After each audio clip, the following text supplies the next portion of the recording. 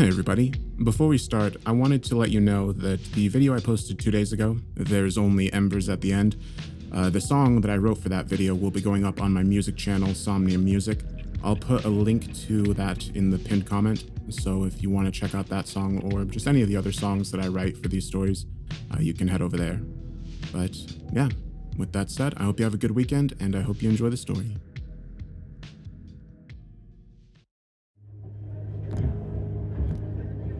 I sat back, intrigued. He was tapping on the corners of the table, left, right, left, right, left, right, in perfectly spaced intervals. It was almost hypnotic. It wouldn't have caught my notice if not for the look of utter concentration and anxiety on his face as he tapped carefully with the 2 fingers of each hand on each corner. I put my shades on so that I could observe undetected. I'd bought mirrored shades just for this reason. I'm not a creep.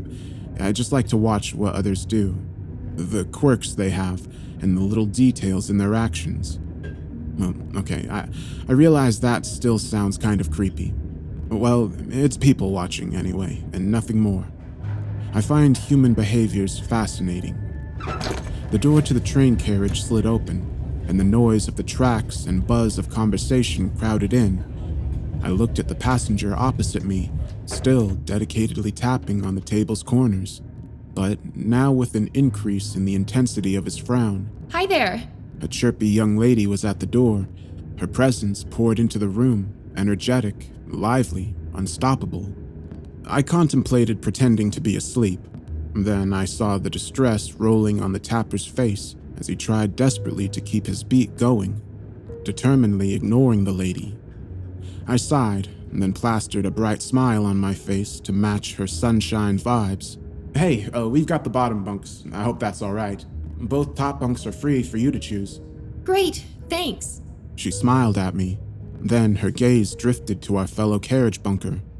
She looked confused, then concerned for a moment. She opened her mouth and I immediately spoke up again. Let me help you with your stuff. I grabbed hold on one end of her heavy backpack. That did the trick. She shifted her attention back to me and grabbed hold of the other end of her backpack. We heaved it onto the upper bunk. She looked back at the tapper, but this time she didn't try to say anything. She just raised an eyebrow, then turned to climb up the ladder to her bunk. I looked back at the tapper. He was now saying some words in time with the taps. Each word spat out with the tap in a curt, almost frantic manner. I couldn't help it. I wanted to look away, leave the carriage, give him some space to do whatever it was he needed to do. But I was getting really curious about the tense words he was expelling under his breath. So instead, I shifted from my comfortable space at the end of my bunk and sat at the table opposite him. I put my head down on my side of the table and pretended to take a nap. I could now make out some of the words. Do not ever. I couldn't tell what the rest of the words were. He was pronouncing the words in slightly varying ways, as if attempting to say them in the perfect way, enunciating every phoneme the words held. I kept my head down, just listening to his words and taps, and without realizing it, somehow drifted off. I don't remember what I was dreaming about, except for the last scene. I was walking down some steps and realized that the ground wasn't there. I walked off the last step and fell. I jerked awake. I must have startled him. He stopped his tapping. He looked at me, as if registering my presence for the first time. We stared at each other for a moment or two. Then he looked down at the corners of the table. I could already see it happening. Him getting distressed about his tapping ritual being disrupted and falling back into a frenzy of tapping and chanting. Hey, it's nice to meet you, I said before I could think it through. He looked at me with a tinge of surprise. In the bunk above him, the lady turned to her side and looked curiously at our interaction. Hey, he said softly, looking nervous and uneasy. Where are you headed to? I kept my tone light, pretending not to notice his hands clutching the corners of the table. End of the line. Oh, that's a good 2 days away. Yeah, he said, nervously running a hand through his hair. then immediately gripping tightly onto the corners again. Hiya! The lady was climbing down the ladder to join us. Great to meet you guys. She chirruped. Her enthusiasm seemed to physically repel him. He leant away from her while still holding on to the table's edges. Hey, you're up. It's nice to meet you too. She gave me a wide grin, which faltered a little when she turned to him. He did not meet her eyes. His tension and anxiety were palpable. Well, I'm going to have an early dinner. Check out the food at the dining car. You guys want anything? No thanks. Let me know if the food's good. I kept my voice upbeat, matching her energy. She smiled and gave me a thumbs up, then left the carriage, closing the door behind her. There was a long silence after that. He seemed stiff, unsure what to do. I was pretty sure he was fighting the overwhelming urge to tap on the table corners again. It's important to you, tapping the table edges and saying the words just right. I kept my tone as nonchalant and non-judgmental as possible. He looked up at me with a mixture of surprise and anger, which quickly dissolved into puzzled wonder as he realized I was not making fun of him. Yes, I need to say it just right. I need to tap it just right. I need to do them both just right. I wanted to leave it at that and go back to my relaxing journey to my next destination. It was, after all, a year-long break for me, my epic vacation, but my professional instincts took over. Why do you need to do them just right? I just need to. He stared resolutely down at the table. What would happen if you didn't do them just right? He seemed discomfited by the very thought. He shook his head. That's not okay. It won't be good. What if you didn't do them at all? I could almost swear I saw the color drain from his face. Bad things would happen. What kind of bad things? I don't know, but bad things. Very bad things. I know it. I nodded. It's a terrible feeling. You know something horrible would happen. You stop, you refuse to do it, and you can feel the dread in your body. This inexplicable, paralyzing fear. It builds up until you snap and do whatever it is you need to do to ease it again. He looked at me with the first signs of actual interest since our journey began. Yes, exactly that. I nodded again, then added, I was that way with lights, too. I had to switch my lights on and off, until I was thinking exactly the right thought in the right way while the lights went off. Otherwise, I was convinced horrible things would happen. I smiled gently at him. But one day, it got too much for me. I didn't want to live my life repeating my actions over and over to ward off some unnameable event, so I just stopped. I switched off the lights while thinking a bad thought, sat down, felt the fear come crashing down on me. I felt like I was suffocating with fear, with horror, with this intense dread that convinced me that I would deeply regret not getting things just right, that I had somehow caused some horrible destruction. I looked up at him. His expression was unreadable. But nothing happened. I continued. Nothing bad happened, even though it felt so real, felt like it was going to happen. He stayed silent. I cleared my throat nervously. I'd worked with others, too, who had these issues when I was a psychologist. They felt these things, too, the fear, the terror, the urge, the need to do whatever their fear was telling them to. I trailed off. His expression was becoming a familiar one. He was frowning. He seemed to be finding the right words to say. You're describing OCD. I know what I have seems like OCD. I've been diagnosed with OCD. It's not OCD. He began tapping again.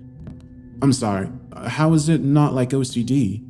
I'm sorry, I didn't want to jump to any conclusions. I just wanted to understand what's going on. He took a deep breath and closed his eyes, all the while still tapping. It was a long while before he spoke. When I stop tapping, bad things do happen, or they do begin to happen, but I've always stopped them in time by tapping again. Could you tell me more? At least he wasn't back to spitting out those words. I've tried to stop before. Of course I've tried to stop before. You think I don't know how I look to others? You think I want to live my life enslaved to these acts? I want to hang out too, I want to talk to others. I want to be normal, but I can't. I've got so fed up. I've tried to stop so many times, but every time I do, something happens. I didn't speak, just waited for him to continue. Weird things happen, strange things I can't explain. His breathing was quickening. He was obviously terrified by his recall of the past. I tried it once at home, when I was still a student. I fought it when the urge came, when the fear hit me, and I knew that it was time for me to tap again. I knew I needed to do it. I tapped for a bit on the sides of my bed, then I stopped. It felt wrong, all sorts of wrong. I felt terrified, but I refused to tap anyway. Then the room just started creaking. The floorboards did, my cupboard, my desk, everything was creeping. Then my textbooks fell off the table. I had to start tapping again. Something horrible was going to happen, I knew it. I started tapping again, and it all stopped. I kept my face neutral, unassuming. I nodded. I tried another time when I was dating this girl, and I just wanted to be normal, to have a proper relationship, to not have to run away to do my stupid rituals when the urges hit. Then we started hearing footsteps. We didn't know where they came from, just footsteps near us, though there was no one else. The footsteps got louder, closer, and I had to go. I had to leave. I ran off and found this lamppost. It felt right. I started to tap on the sides of it, and it stopped. The footsteps stopped. I was starting to feel a bit unnerved. That must have been terrifying. It was tough enough for me to stop. Having those things happen, it must have... No wonder you couldn't stop. My words seemed to hit him hard. He started blinking away tears. It was really tough, but I want to stop. I want so badly to stop. I want everything to go away. I want to be normal. I want to be free. I want to be able to have a conversation with my train mates. I want to walk to the dining car, to have a meal, and not be stared at like a freak. The tears kept spilling from his eyes. I felt a tingling, salty sensation at the back of my throat and a heavy pull on my heart. Do you want to try? Here, with me here? We could face it together. His tears gave way to proper sobs. I didn't know what to do. I just sat there looking at him silently. When his sobs subsided, he lifted his reddened eyes and regarded me for a while. I do want to try. Please, maybe it'll be better with someone else around. I let out a small sigh of relief. I was hoping he'd be willing to try. I couldn't deal with the thought of him going about his life, living the way he did. I just want to point out another thing that could help us along, I said. He watched me expectantly. It can really help to think of what's the worst thing that could happen, then compare it to your life as you're living it now, and be okay with the worst thing that could happen to rather face that possibility than live as you're living now. He seemed uncertain, scared. For me, it worked. I thought, well, the worst thing that could have happened would have probably been somebody dying, the world ending, severe injuries and whatnot.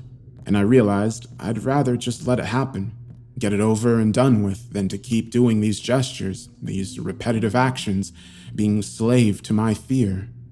I needed to be done with it, whatever the cost. He considered my words with a grave expression. Then he nodded. I'm willing. It's been too long. It's not allowed me to have a proper life. I smiled at him. Then let's do it. He looked at me, still tapping the sides of the table. Then his jaw tightened and he nodded. A few moments passed before he stopped tapping. He put his hands flat on the table. We waited. The first few minutes seemed to take an immense toll on him. His face was pale, and cold sweat beaded his face. His breaths were shallow and quick. More time passed, and he seemed almost ready to relax.